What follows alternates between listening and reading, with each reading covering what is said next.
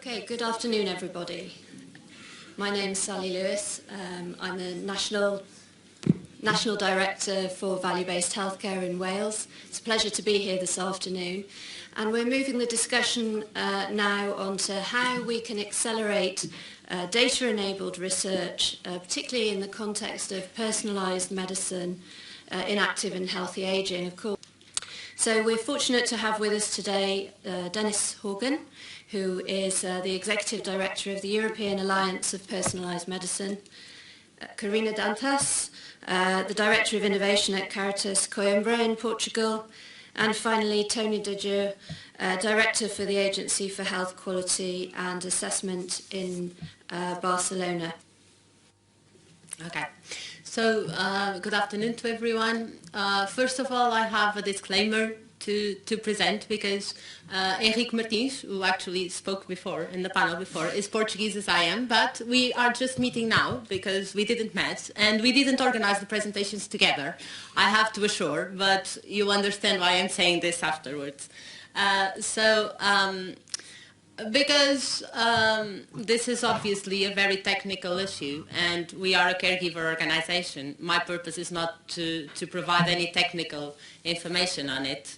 And I would like to start with a story about something else that I think that can frame a little bit the rest of the presentation. Well, some years ago, almost 10 years ago, when cable TV came to Portugal and to rural areas, we had a lot of older persons, usually frail persons with low literacy, being approached by many companies who wanted to sell them big packages of cable TV. They offered like 120 or 200 channels, TV channels, and Wi-Fi and internet connections and a phone line, and they just had to pay around 50 euros for a contract of 2 years. And a lot of people, families with low incomes, with low pensions, thought this was a very good idea. And they made these contracts and allowed to do all this and to pay for all of this. As the truth was that from the 120 TV channels, they could only watch 2 or 3 because they couldn't read the subtitles or understand the other languages, and there were only 2 or 3 in Portuguese. And they didn't use Wi-Fi because they didn't have a computer or a smartphone. And they could have had a package of like 10 euros a month to what they needed.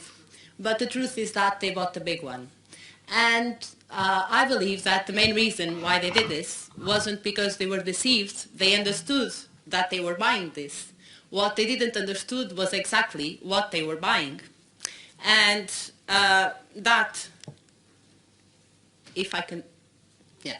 And that for me would lead to, I hope, yes, the first question here, which is, when we debate big data and personalized medicine, we are talking a lot about collecting data, and GDPR, as the first panel discussed, made a very strong framework to guarantee that citizens, that end users, were very protected and only allowed to collect data in very specific ways.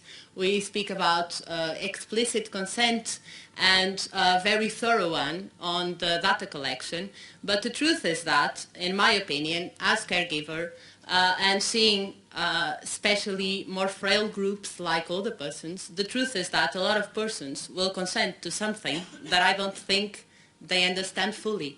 On one hand, maybe they don't even understand the way the data will be collected, what will be collected, for what it will be collected, and it is very difficult for us to be discussing here explicit consent when probably there's a lot more to do before this.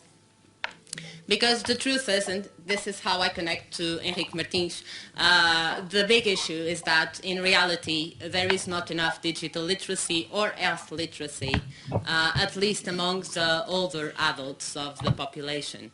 On one side, maybe a lot of us in this room don't fully understand big data and data collection.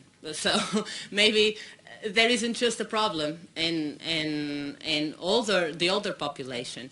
The truth is that there are very complex issues connected there, and we still have very simple issues to solve in reality.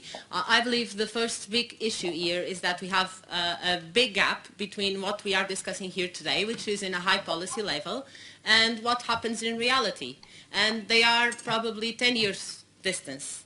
And because of it, I expect that here today we can also understand that we need to prepare these next 10 years. And that is by providing digital literacy and health literacy to the population, so that in 10 years' time, when everything is well built in policy terms, it can be applied because people already understand it. They don't just understand digital parts, but also understand health issues, how to manage their own health, and what can be brought by personalized medicine. So the second big idea was that the personalized medicine, I believe, can be a revolution in healthcare. Maybe not a very fast one, but it's a path we are doing. The truth is that it is very different from what we have right now, because right now, in most countries and in most health systems, what we have are general protocols and guidelines, and we still don't have all the prevention mechanisms that we could have. So every time we do something very powerful, and collecting data in the sense that we are discussing here today, which is in a very extensive way, will be a very powerful thing. And as all the powerful things, we need to understand that it can always have a lot of dangers implied. And we all have discussed them some way or the other. It can be misused by for commercial purposes, or it can lead to inequalities if you go to the health private sector or public sector, if you have more money to spend or less money to spend.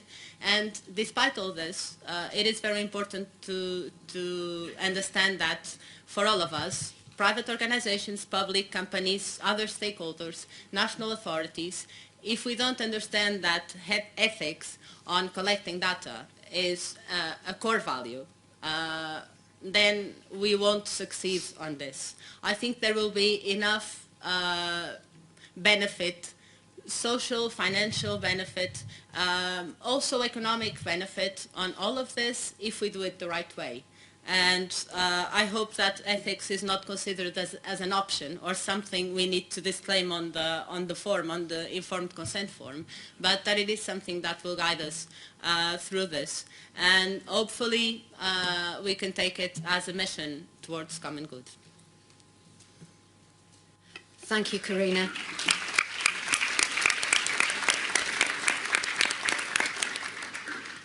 You raised some very interesting and important points, I think, around the importance of mutual understanding being required for explicit consent, and I agree. I think there's a long way to go, and we can hopefully draw some more of that out in the discussion later.